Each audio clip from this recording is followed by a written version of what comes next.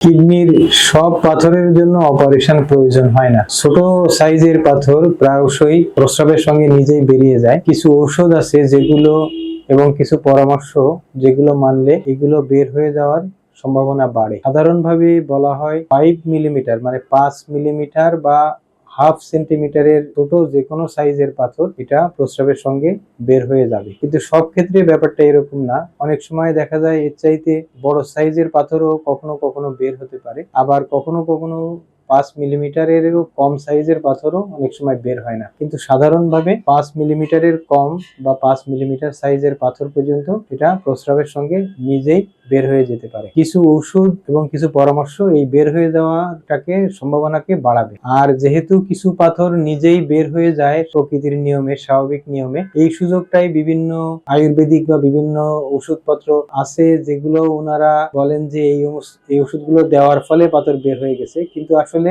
পাথর এই যেগুলো বের হবে সেগুলো যদি কোনো কিছু নাও করা হয়, কোনো ওষুধ যদি নাও খাওয়া হয়, তাহলেও সেগুলো নিজে থেকেই বের হয়ে যাবে।